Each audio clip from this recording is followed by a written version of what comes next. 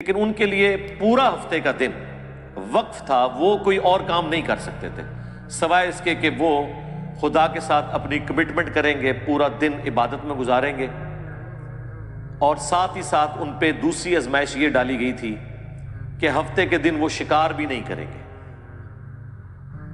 مچھلیوں کا شکار جو ان کے لیے گزر بسر کا ذریعہ تھا، ہفتے کے دن نہیں کریں گے، باقی دنوں میں کریں، سٹور کر کے کھائیں، کوئی مسئلہ نہیں ہے۔ لیکن انہوں نے اللہ تعالیٰ کے حکم کی نافرمانی کی، اس کے بدلے میں اللہ تعالیٰ نے انہیں بندر اور خنزیر بنا دیا۔ باقی پورے ویک میں مچھلیاں سامنے نہیں آتی تھی، بڑی مشکل سے چند مچھلیوں کا شکار ہوتا تھا، اور ہفتے والے دن مچھلیاں ان کی آنکھوں کے سامنے پھدکتی تھی۔ مچھلیوں کو بھی پتہ چل گیا تھا کہ آج کے دن ان کے ہاتھ پاؤں بندھے ہوئے ہیں۔ یاد کرو وہ وقت جب ہم نے اٹھا لیا تھا تم پر پہاڑ، کأنہ ظلۃ، یہاں تک کہ وہ سائبان بن گیا، وظنوا انہ واقع بہم، اور وہ گمان کرنا شروع ہو گئے کہ قریب ہے کہ یہ پہاڑ ہم پہ گر پڑے۔ اللہ تعالیٰ نے کوہ طور پہاڑ کو بلند کر کے بادل کی شکل میں 6 لاکھ بنی اسرائیل کے اوپر کروڑوں ٹن کا پہاڑ ہے، یہ دھمکی لگائی جا رہی ہے پکڑو تورات کو، ادروائز ڈگیا جو تواڈے ہوتے اتنی وڈی تھریٹ۔ خذوا ما آتیناکم بقوہ، پکڑو اس کو جو ہم نے تمہیں عطا کیا ہے۔ ایسے تو نہیں ہوتا ہے۔ 50% لوگ جو ویڈیو دیکھتے ہیں وہ سبسکرائب نہیں کرتے بھائی، پتہ نہیں کیوں نہیں کر رہے۔ دوستوں ہم لوگ مانسک طرح سے شتی گرست ہو چکے ہیں، اگر آپ لوگ لائک زیادہ کریں گے تو ہم لوگوں کو جو ہے ہم لوگوں کی حوصلہ افزائی ہوگی۔ That's right guys، شیگرہ پتن ہو رہا ہے تو پلیز سبسکرائب۔ Let's start۔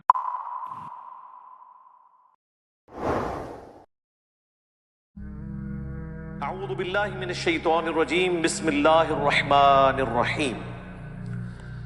وَاسْأَلْهُمْ عَنِ الْقَرْيَةِ الَّتِي كَانَتْ حَاضِرَةَ الْبَحْرِ، اے نبی صلی اللہ علیہ وآلہ وسلم پوچھئے ان سے اس بستی کا حال جو آباد تھی ساحل سمندر پر۔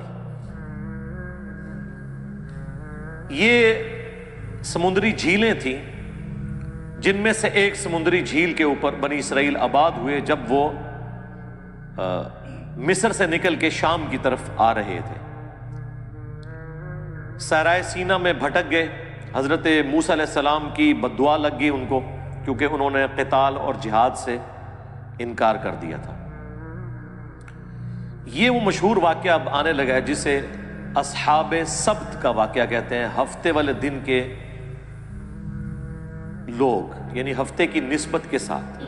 جس طرح مسلمانوں کے لیے جمعے کا دن ہے، کرسچنز کے لیے اتوار کا دن ہے، یہودیوں کے لیے ہفتے کا دن اللہ تعالیٰ نے مقرر کیا تھا اسپیسیفکلی۔ گو مسلمانوں کو اللہ تعالیٰ نے اس طرح پابند نہیں کیا کہ صرف انہوں نے جمعے والے دن ہی اللہ اللہ کرنی ہے، وہ تو پوری زندگی کرنی ہے، لیکن ان کے لیے پورا ہفتے کا دن وقف تھا، وہ کوئی اور کام نہیں کر سکتے تھے سوائے اس کے کہ وہ خدا کے ساتھ اپنی کمٹمنٹ کریں گے، پورا دن عبادت میں گزاریں گے، اور ساتھ ہی ساتھ ان پہ دوسری آزمائش یہ ڈالی گئی تھی کہ ہفتے کے دن وہ شکار بھی نہیں کریں گے۔ مچھلیوں کا شکار جو ان کے لیے گزر بسر کا ذریعہ تھا، ہفتے کے دن نہیں کریں گے، باقی دنوں میں کریں، سٹور کر کے کھائیں، کوئی مسئلہ نہیں ہے۔ لیکن انہوں نے اللہ تعالیٰ کے حکم کی نافرمانی کی، اس کے بدلے میں اللہ تعالیٰ نے انہیں بندر اور خنزیر بنا دیا، وَلِعَوْذُ بِاللَّهِ تَعَالَى۔ یہ واقعہ مسلمانوں کے لیے اس اعتبار سے بڑا عبرت کا نشان ہے کہ اگلی امتوں کو دنیا میں ہی نافرمانیوں کی سزا مل جایا کرتی تھی۔ اس امت کے لیے نبی صلی اللہ علیہ وآلہ وسلم کی دعاؤں کی برکت سے دنیا میں کافی حد تک مسئلہ اللہ تعالیٰ نے ٹال دیا، لیکن آخرت میں عذاب ہوگا۔ یہ نہیں ہے کہ وہ معاف ہو جائے گا جو غلط حرکتیں کی۔ یہ اصحاب سبت کا واقعہ ہے، یعنی ہفتے والے دن سے متعلقہ لوگ، یہی وہ لوگ تھے جو بندر بنا دیے گئے، خنزیر بنا دیے گئے۔ یہاں پہ یہ واقعہ آ رہا ہے، وہ انشاءاللہ ہم تفصیل سے کور کریں گے۔ اس واقعے میں جو سب سے عبرت والی چیز ہے وہ یہ ہے کہ بنی اسرائیل کے لوگ 3 گروہوں میں بٹ گئے۔ ایک وہ لوگ تھے جنہوں نے کہا کہ ہم اللہ تعالیٰ کے اس حکم کی نافرمانی نہیں کریں گے، پلس جو لوگ نافرمان تھے انہیں وہ اس نافرمانی سے روکتے تھے۔ یہ سب سے اعلیٰ ترین درجہ ہے۔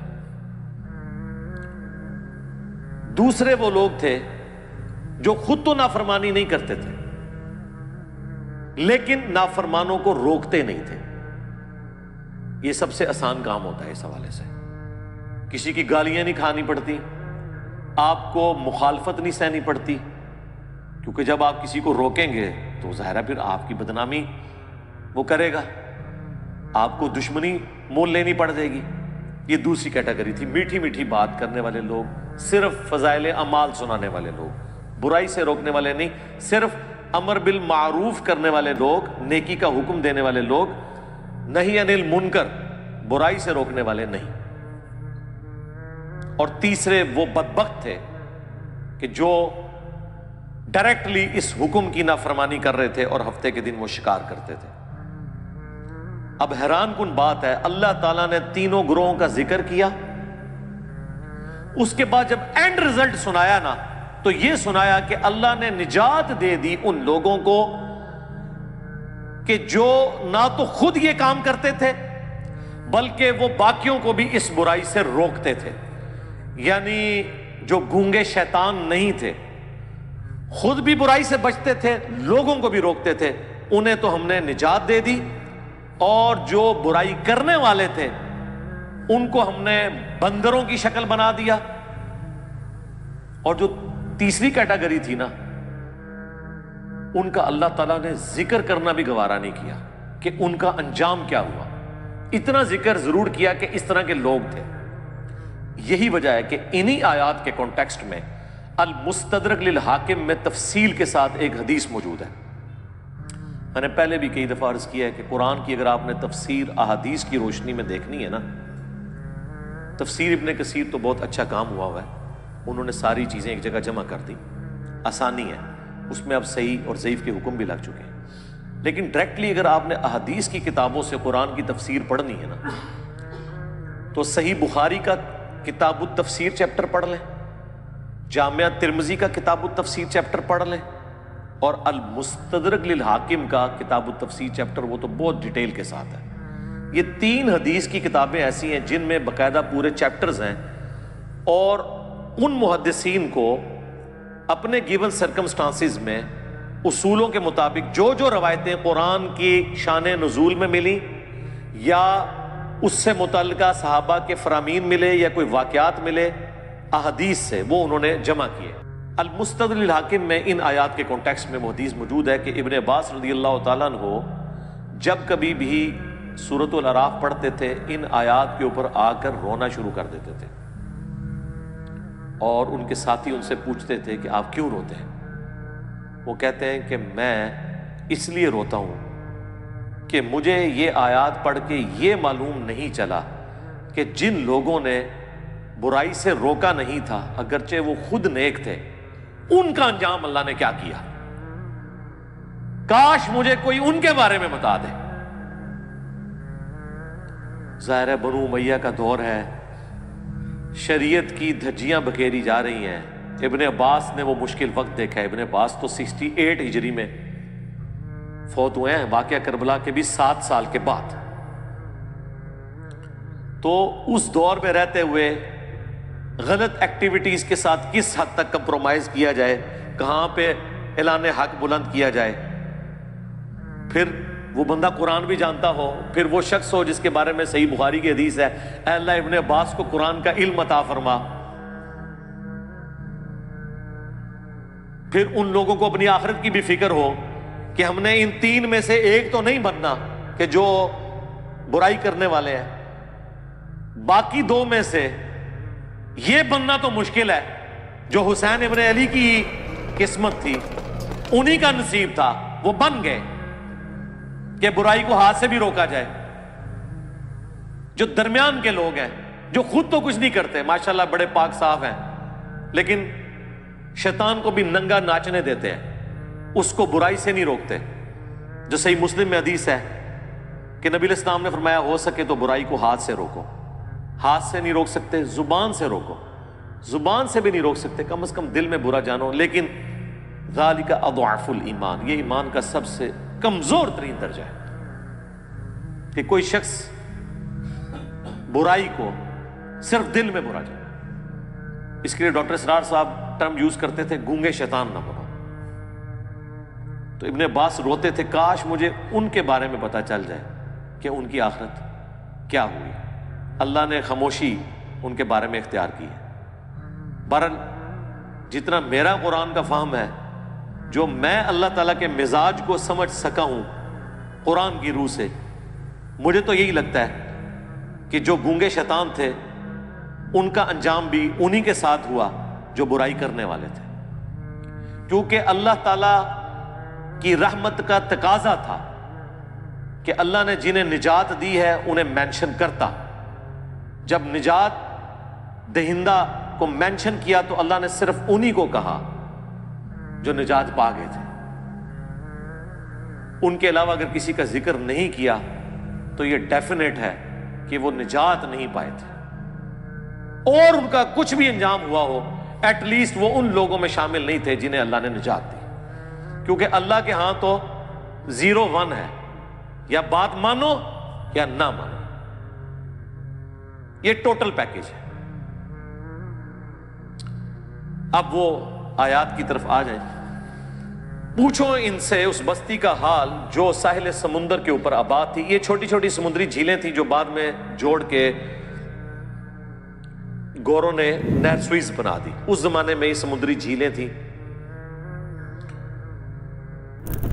جو آباد تھے ساحل سمندر.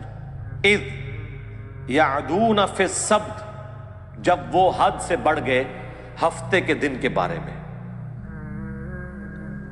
اب اللہ نے چونکہ آزمائش بنایا تھا، باقی پورے ویک میں مچھلیاں سامنے نہیں آتی تھی، بڑی مشکل سے چند مچھلیوں کا شکار ہوتا تھا، اور ہفتے والے دن مچھلیاں ان کی آنکھوں کے سامنے پھدکتی تھی. مچھلیوں کو بھی پتہ چل گیا تھا کہ آج کے دن ان کے ہاتھ پاؤں بندھے ہوئے ہیں، یہ کچھ کر نہیں سکتے.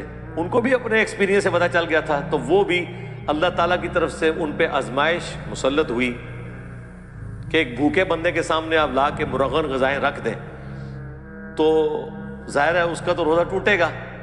اسی کا اللہ نے ذکر کیا ہے. اذ یعدون فی السبت اذ تأتیہم حیتانہم یوم سبتہم شرعا، جبکہ ہفتے کے دن ان کے پاس مچھلیاں پانی پر پھدکتی تھی، سامنے آ جاتی تھی.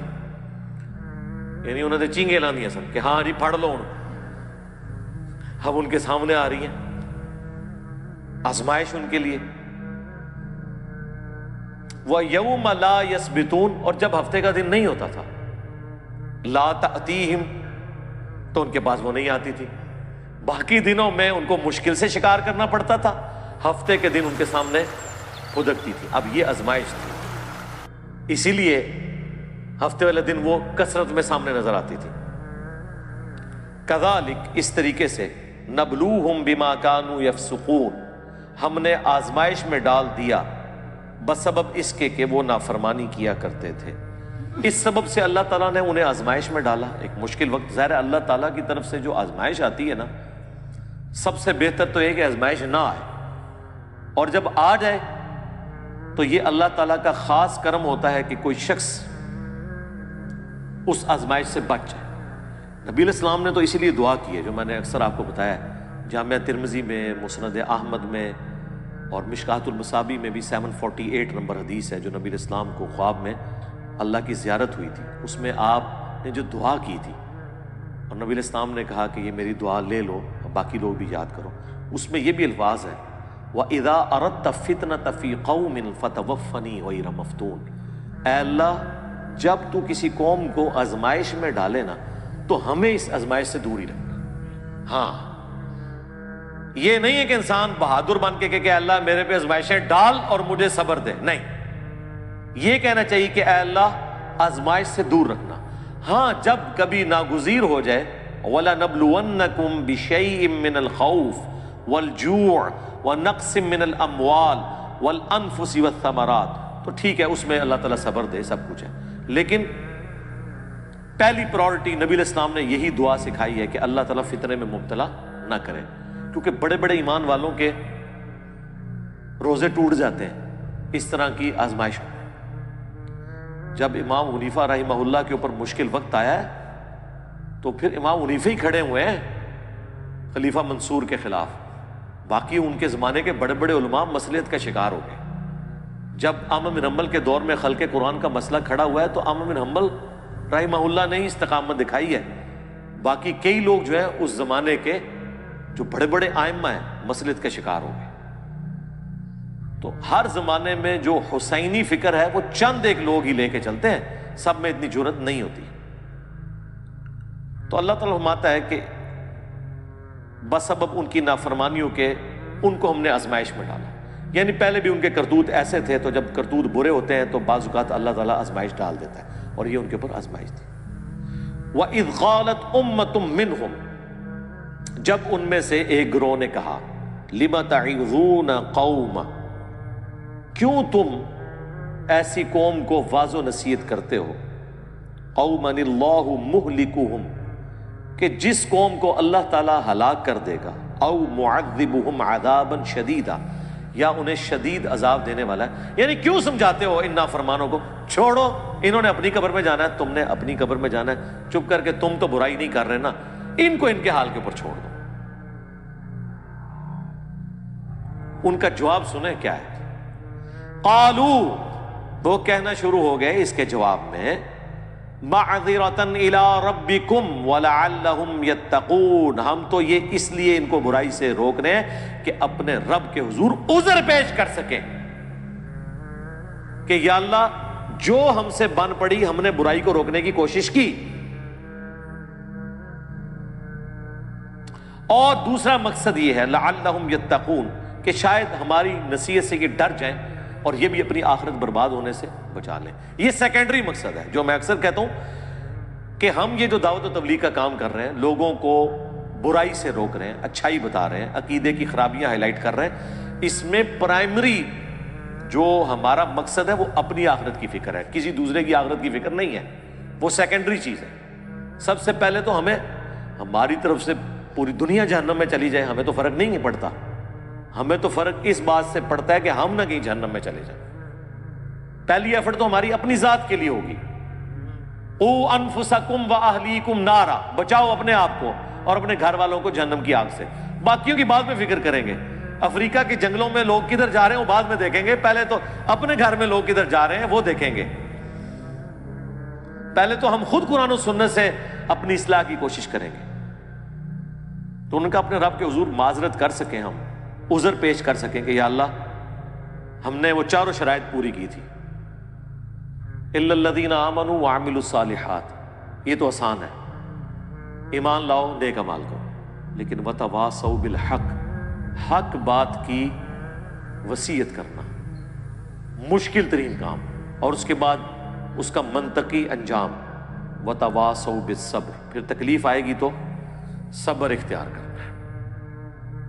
یہ اتنا مشکل کام ہے کہ بڑے بڑے اہل ایمان وہ بھی بعض اوقات کمزور درجے کی طرف چلے جاتے ہیں.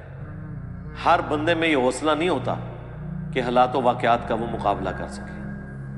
ہم ان پہ کوئی فتویٰ نہیں لگاتے جو اس طرح کرتے ہیں، لیکن ہم لوگوں کو یہ بتائیں گے کہ خدا کے لیے فرق سمجھو. لوگ کہتے تو ہیں کہ حسین ابن علی کے زمانے میں لوگ روکتے تھے ان کو کہ آپ وہاں نہ جائیں، یہ آپ کو شہید کر دیں گے. ٹھیک ہے، تو کیا وہ لوگ غلط تھے اور حسین ابن علی اکیلے ٹھیک تھے؟ میرے بھائی پہلے تو آپ اپنی اصلاح کریں. وہ لوگ حضرت حسین ابن علی کو غلط نہیں سمجھتے تھے. عبداللہ بن عمر یا عبداللہ بن عباس یا عبداللہ بن زبیر رضی اللہ عنہم اجمعین، وہ یہ کہتے تھے کہ آپ جن کے خلاف کھڑے ہوئے نا، انہوں نے رسول اللہ کی قرابت داری کا کوئی لحاظ نہیں کرنا، یہ دنیا دار بادشاہ بن چکے ہیں، تو ان کے شر سے اپنے آپ کو بچا لیں. وہ یہ نہیں کہتے تھے کہ آپ غلط ٹریک پہ ہیں. وہ دوسرے معنوں میں یہ کہہ رہے تھے کہ یہ بدماش ہیں، آپ کے ساتھ ظلم کریں گے۔ تو جس طرح ہم نے خاموشی اختیار کی ہوئی ہے، کمزور درجے پہ ایمان پہ اپنے آپ کو رکھا ہوا ہے، ہمارے مقابلے پہ نہیں، اس زمانے میں حسین ابن علی کے مقابلے پہ، تو آپ بھی وہ درجہ اختیار کر لیں۔ لیکن حسین ابن علی کا سٹانس یہ تھا کہ عبداللہ بن عمر، عبداللہ بن عباس یا عبداللہ ابن زبیر، ان کا بنو امیہ کے خلاف کھڑا نہ ہونا کوئی مسئلہ نہیں ہے، کیونکہ ان میں سے کسی کے گھر بھی نبوت نہیں آئی ہے۔ نبوت تو آئی ہے بنو ہاشم کے گھر، اور رسول اللہ کے علم کا وارث تو میں ہوں۔ اگر میں نے باطل کے ساتھ کمپرومائز کیا تو یہ دین کا حصہ بن جائے گا۔ یہی وجہ ہے کہ 3 بر اعظموں نے یزید ابن معاویہ کی بیعت کر لی، لیکن یزید کو ہضم نہیں ہو رہی جب تک حسین نہ کرے، کیونکہ انہیں پتا تھا کہ جب تک حسین بیعت نہیں کرتے تو یہ دھکے سے ہی ہماری حکومت ہے، لیجٹمائز نہیں ہوگی، یہ خلافت نہیں ہوگی، اسلامی حکومت نہیں ہوگی، کیونکہ نبی کے گھر والے ہی نہیں جب اسے مان رہے، تو گارنٹی تو دینی ہے نبی کے گھر والوں نے، باقیوں کی گارنٹی کی کیا حیثیت ہے؟ یہ وجہ تھی۔ تو یہ ہمیشہ کم لوگ ہوتے ہیں اور وہ ڈرتے ہیں کہ یار اللہ کے حضور کیا جواب دیں گے۔ فلما، پس جب نسو ما ذکروا بہ، انہوں نے فراموش کر دیا جو انہیں ڈر سنایا گیا تھا، جو نصیحت کی گئی تھی۔ انجینا الذین ینہون عن السوء، تو ہم نے نجات دے دی ان کو جو برائی سے روکنے والے تھے، یعنی جو حسین ابن علی کی نیچر رکھنے والے تھے، ان کو تو مل گئی نجات۔ وَأَخَذْنَا الَّذِينَ ظَلَمُوا، اور پکڑ لیا ان کو ہم نے جو ظلم کرنے والے تھے، بِعَذَابٍ بَئِيسٍ بِمَا كَانُوا يَفْسُقُونَ، جن لوگوں نے اپنی جانوں پر ظلم کیا، برے عذاب سے ان کو پکڑ لیا گیا بوجہ اس کے کہ وہ نافرمانی کیا کرتے تھے۔ فَلَمَّا عَتَوْا عَمَّا نُهُوا، جب انہوں نے سرکشی کی اس سے جس سے ان کو روکا گیا تھا، مَا نُهُوا عَنْهُ، جس سے وہ لوگ روکے گئے تھے، قُلْنَا لَهُمْ كُونُوا قِرَدَةً خَاسِئِينَ، تو ہم نے ان سب کے سب کو کہا کہ بن جاؤ پھٹکارے ہوئے بندر۔ بس اللہ نے تو پھر کن فیکون ہی ہوتا ہے، کہا اور وہ بن گئے۔ اللہم لا تجعلنا منہم، اللہم احسن عاقبتنا فی الامور کلیہا واجرنا من خزی الدنیا وعذاب الاخرہ، آمین۔ اللہ اکبر۔ اب یہ واقعہ یہاں پہ مکمل ہو گیا، دیکھ لیں ان اٹینڈڈ ہے وہ گروہ۔ اللہ نے 2 گروہوں کا ذکر کر دیا، جو روکنے والے تھے وہ نجات پا گئے، اور جو کرنے والے تھے وہ تباہ و برباد ہو گئے، اللہ نے ان کو بندر بنا دیا۔ لیکن جو تیسری کیٹاگری تھی نا، جو کہہ رہی تھی کہ تانوں کیڑی لوڑ ہے، تسی اپنی قبر ہی جانا ہے، انہوں نے اپنی قبر ہی جانا ہے، آپ کو کیا تکلیف ہے، ان کو اللہ تعالیٰ نے اس قابل بھی نہیں سمجھا کہ ان کے انجام کا ذکر کرے، اچھا یا برا۔ وَإِذْ تَأَذَّنَ رَبُّكَ، اور یاد کرو جب تمہارے رب نے یہ اعلان کیا تھا، لَيَبْعَثَنَّ عَلَيْهِمْ إِلَى يَوْمِ الْقِيَامَةِ، کہ ضرور اللہ تعالیٰ بھیجتا رہے گا ان پر قیامت کے دن تک، مَن يَسُومُهُمْ سُوءَ الْعَذَابِ، ایسے ان کے اوپر حکمران مسلط ہوں گے، ایسا جابر حکمران ان کے اوپر آتے رہیں گے جو انہیں عذاب دیں گے، برا تکلیف دیں گے دنیا میں۔ حتیٰ کہ وہ بنی اسرائیل کے جو 2 عروج اور 2 زوال کا ذکر ہے سورہ بنی اسرائیل کے آغاز میں، اس میں اللہ تعالیٰ نے فرمایا ہم نے اپنے سخت لڑائی لڑنے والے بندے مسلط کر دیے، کس کے اوپر؟ بنی اسرائیل کے اوپر، اور انہوں نے بیت المقدس کی اینٹ سے اینٹ بجا دی۔ اللہ نے ان کافروں کو اپنی طرف منسوب کیا کہ ہم نے یہ مسلط کیے، اس امت کے اوپر بھی اللہ نے مسلط کیے۔ تاتاری اینٹ سے اینٹ بجائی انہوں نے بغداد کی۔ اللہ عذاب جب دلواتا ہے نا تو وہ اپنی مخلوق کے ذریعے ہی دلواتا ہے۔ اور اس وقت وہ مسلط ہوئے ہوتے ہیں. پھر تاتاریوں نے سرکار نہ کوئی بزرگ دیکھا ہے، نہ کوئی غوث دیکھا ہے، نہ کوئی کتب دیکھا ہے، وڈ کے پرے ماریا ہے. سارے بزرگوں کے حالات لکھنے والے جو شیخ فرید الدین عطار تذکرۃ الاولیاء جنہوں نے لکھی ہے، ان کو بھی تاتاریوں نے قتل کیا ہے. بچے کوئی نہیں. ٹھیک ہے، کیونکہ اللہ کی طرف سے تاتاری مسلط ہوئے تھے مسلمانوں پہ. تو اللہ نے فرمایا کہ بنی اسرائیل کے ساتھ بھی میں یہ کرتا رہوں گا. اچھا، اس میں یہ نہ سمجھیے گا کہ ان کے آباء و اجداد کی سزا ان کی اولادوں کو مل رہی ہے. نہیں، بنی اسرائیل میں سے جن لوگوں نے حق قبول کر لیا وہ اس عذاب سے بری ہو گئے. عبداللہ بن سلام جیسے لوگ بھی تو موجود تھے نا، یہودی عالم جنہوں نے اسلام قبول کیا. اس سے مراد وہ ہے بنی اسرائیل میں سے جنہوں نے اپنے آباء و اجداد کی وہ روش چھوڑی نہیں ہے اور پیغمبروں کی نافرمانی کو اپنا شعار بنا کے رکھا.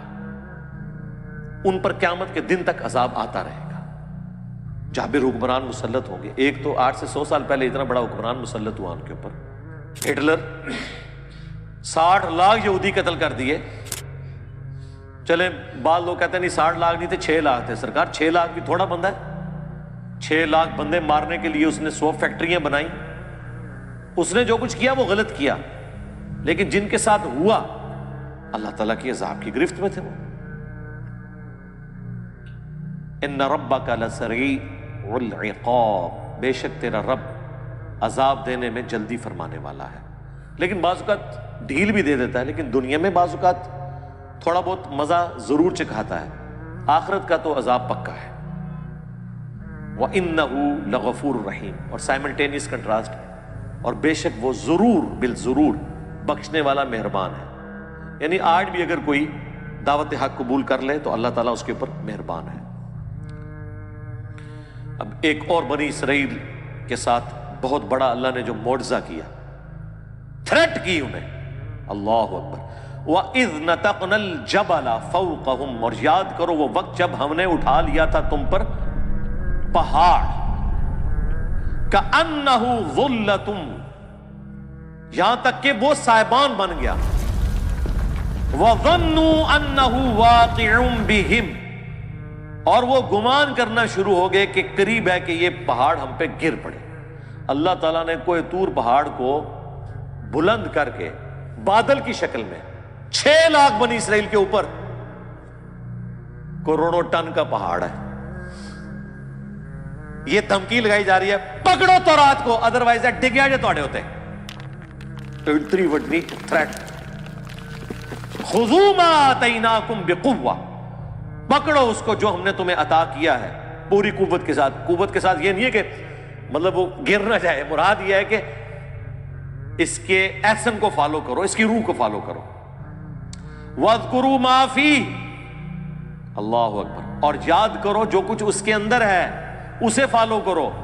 لَعَلَّكُمْ تَتَّقُونَ، تاکہ تم پرہیزگار بن سکو، ڈر جاؤ. تو یہ بنی اسرائیل سے اللہ تعالیٰ نے عہد لیا تھا. ظاہر اس وقت تو سب نے کہا کہ بالکل ہی اللہ جو تسی کہو گے ہوئے گا. جناب پہاڑ سر دے ہوتے ہوئے، سر کے اوپر پہاڑ سائبان اور بادل کی شکل میں ہو اور تھریٹ ہو کہ یا تو تورات کو پکڑو ادروائز یہ موت کا پروانہ آیا تمہارے اوپر. اتنا بڑا معجزہ دیکھ کے بھی، لیکن بس اس وقت تو انہوں نے عہد کیا، لیکن بعد میں اکثریت نے بھلا دیا. اب اللہ تعالیٰ اس عہد الست کا ذکر فرمانے جا رہا ہے جو انسانوں سے اللہ تعالیٰ نے اس وقت لیا تھا جب پیدا فرما کے روحوں کو ڈورمنٹ پوزیشن میں کر دیا تھا، جو ہماری پہلی موت تھی.